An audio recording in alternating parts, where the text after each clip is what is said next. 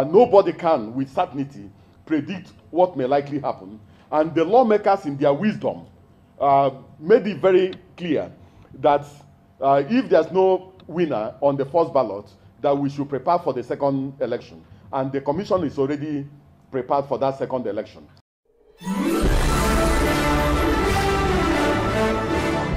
Viewers and subscribers, welcome back again. This is BVI Channel 1, where we tell you undiluted truth. Now, let's bring you up to speed with what is happening at the Election Petition Tribunal and what is expected next. Some of you must have known that, or have heard that APC, including INEC, the co-collaborators of that rigging of the election on 2023 presidential election, have resigned to the faith that definitely there will be another election. Oh yes, they are preparing for another election, and Tinubu's council, or the APC council, are already informing or agitating that it will be between him and Atiku, so that Nigerians will be left with no option than to choose between the two evils. Well, I want to shock you with something that really made sense. Now, how does a president emerge? And what are the conditions that will necessitate a second election? Because the Constitution calls it a second election. The Constitution doesn't call it a runoff.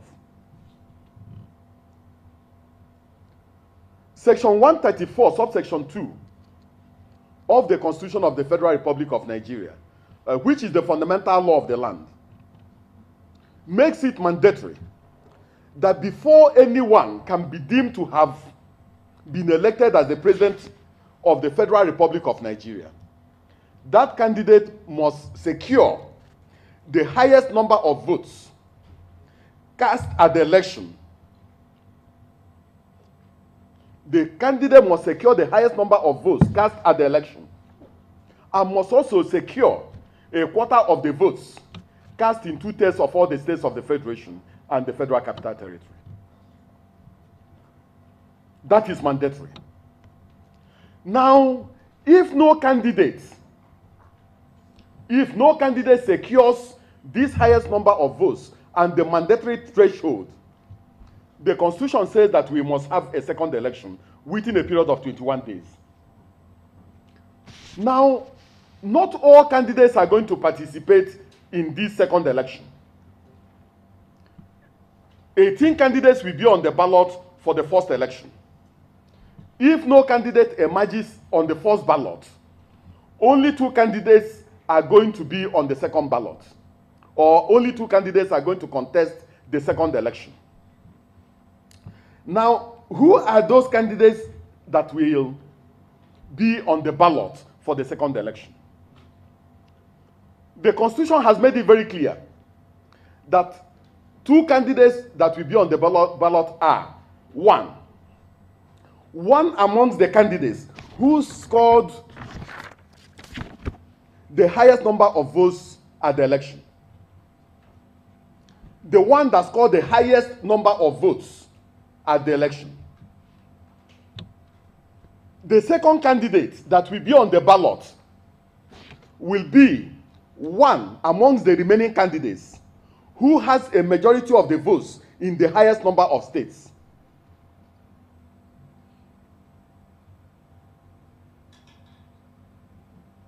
One amongst them. The Constitution did not say that the person who came second will be the person who will be on the ballot. That's not what the Constitution has said. The Constitution says that one amongst the remaining candidates who has a majority of votes in the highest number of states,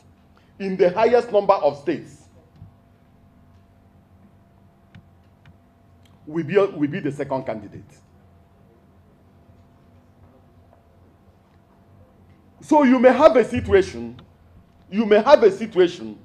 where one candidate in the election secures 10 million votes, and the second candidate secures 9 million votes, and the third candidate secures 7 million votes.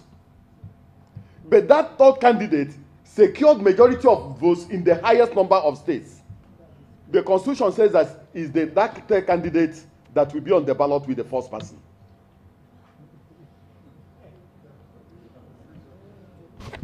So I think that this is very important, because I have been at a polling unit where results for a particular polling unit was declared, and all the persons in that particular polling unit went to the streets and started demonstrating that their candidate had won. But the result that was declared was for one polling unit.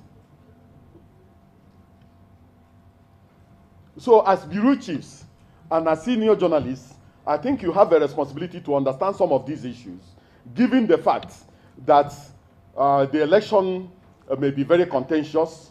Nobody can, with certainty, predict what may likely happen. And the lawmakers, in their wisdom, made it very clear that if there's no winner on the first ballot, that we should prepare for the second election. And the commission is already prepared for that second election, taking into consideration the fact that it will be difficult for us to engage in reverse logistics and then begin to look for printers that will print 93 million ballots before we move them to the states, move them to the local governments, move them to the registration areas, and then they get to the polling unit. Good. I don't need to add more to this. I think this is simple enough for you to understand and where the whole thing is heading to. And by the way, I want to inform you that this video, some people may ask, when was it recorded? From what the man said, you could deduce that it happened before, or he made this speech before the election. Oh yes. They knew, because of the magnitude of the revolution that was raging across Nigeria, that possibly APC or PDP will not win this election, and will come to this point we are today. They knew beforehand, so they were preparing for it. But it is left for Nigerians, because when you are awake, rats no go shop your food.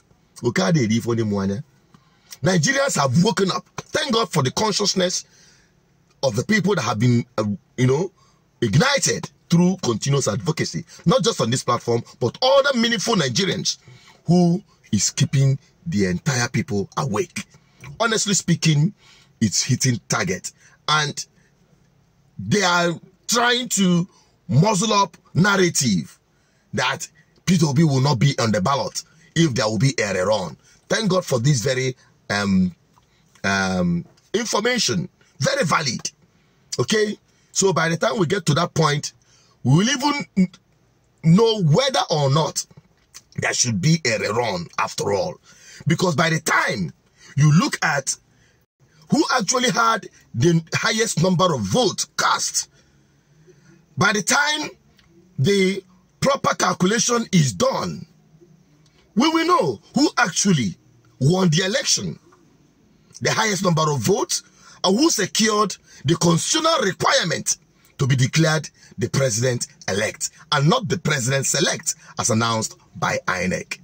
Nigerians, I beckon on you, I plead with you, whatsoever thing you believe in, do not give up. Do not listen to any narrative that's trying to discourage you from continuous participation in this ballot revolution that we've ignited. There is no other better way to achieve our freedom than through this means. Violence, war will not give us the required result. Else, those who will be continued to be victims will be the ordinary people who had always been the victim. So, let's change the narrative by igniting a different kind of revolution that will liberate us from bad governance. I'm also Chinedu Peters, an advocate for good governance, and the leader, GGM, Good Governance Ministry. Keep sharing, keep dropping your comment. Let's have your opinion on this. Bye-bye for now.